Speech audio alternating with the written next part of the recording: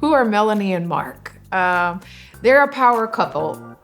They are intellectual equals. Both are brilliant. Both are committed to their community. They are tremendously accomplished in their own rights. But beyond that, they really represent a model where you can have success in business and in the practice of law, and at the very same time, utilize that success in terms of just really giving back to the community. In 1987, a Houston man named George Rodriguez was arrested and then convicted for a terrible crime, for aggravated kidnapping and sexual assault. George did not commit the crime. He was convicted on the basis of what turned out to be false, unreliable, and ultimately unconstitutional evidence. George spent 17 years in prison for these crimes that he did not commit. And in 2004, thanks to Mark Wawro and Barry Scheck of the Innocence Project, George was released from prison. His convictions were vacated, and he was exonerated on the basis of DNA evidence. On behalf of the City of Houston and the citizens of Houston, I want to formally apologize to you. The Rodriguez case is just one example of the many problems that plagued the crime lab for years. One thing that was clear from the outset of the Rodriguez case was that Mark was bringing the same level of commitment and rigor and dedication and skill to this case for George that he brought to bear on $100 million, billion-dollar cases. Mark's focus on bringing justice required him to also focus on changing difficult mindsets. And he was a master of that. He could take somebody from a general view of this is the way it works and it's always right, to let's look at this individual and see whether this really is justice or not. In bringing this case, there have been countless reforms that have been implemented in Texas and in Houston, including a forensic science commission, new protocols and procedures for the police department and its crime lab, and I just think a heightened public awareness of the unreliability of much of the scientific evidence that was used historically in prosecutions. Melanie and Mark are in sort of a duo, and they've always been a duo. You know, they are a team. And Melanie was a fabulous, powerful attorney in her own right. Melanie's a bet the company lawyer.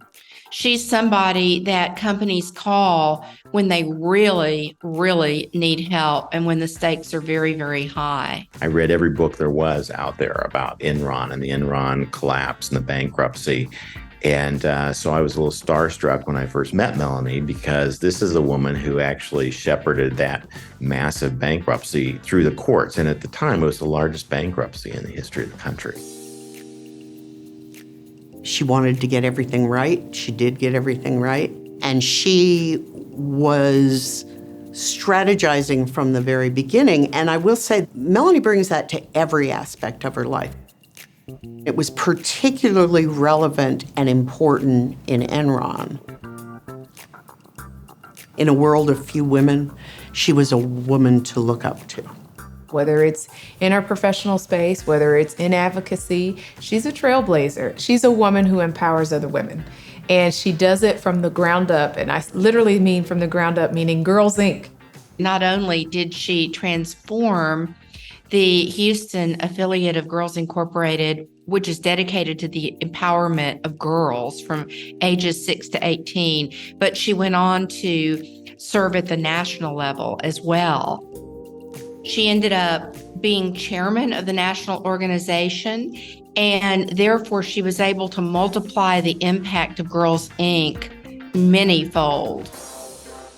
Texas is an interesting place. We've got a lot of challenges on our hands, but we've got a lot of opportunities just as well. When I think about the work that Melanie and Mark have done, I think about the word impact. They're hardworking, they're by your side, no matter what time you call, they'll pick up.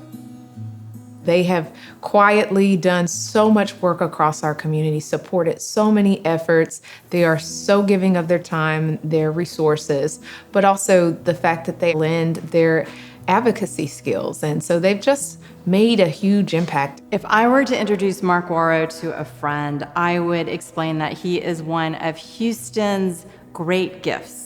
There are many people who don't know that their access to education, their access to all sorts of activities or rights that they may now have is due in large part to his enthusiasm, to his dedication, and to his spirit of paying back. The Menil Collection is located in central Houston, and it consists of a group of art buildings and green spaces. The mission of the museum is based on the founder's belief that access to the arts should have no barriers. Access to our exhibitions, the permanent collection galleries, the green spaces, all of our lectures, and even parking is free to the public. It is not an encyclopedic museum, but where it goes deep, it goes very deep. Mark has always been someone to whom the leaders of the museum, including me, could go to for wise counsel, sage advice, a calm, cool head, and extreme intellect. I think Mark's public service is probably outmatched only by Melanie's. Her service includes years of work with Planned Parenthood, Baylor College of Medicine, and just a remarkably successful capital campaign for her alma mater, Syracuse University. Melanie is the first woman to serve as chair of the Board of Advisors for the Syracuse University College of Law. The College of Law in about 2011 began a campaign to build a new law school building, tapped her to lead the fundraising, which ended up being an $88 million project.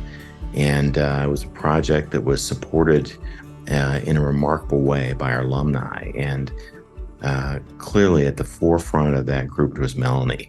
And I think that her legal education, her subsequent experience have highlighted for her how impactful the law can be in changing policy and addressing human needs, and helping to stabilize and strengthen our democracy. Advocacy is about how you think and then about how you make your argument, but it's not arguing. It's civil discourse. And you, because of your education, will be the best at doing it. I think that she's very concerned that others in generations down the line benefit from the training that she had here. And she's been very willing to make that happen on a very personal level. If you know anything about Texas Appleseed and the work that they do and this Good Apple Award, I cannot think of anybody else that should be named as recipients other than Melanie and Mark.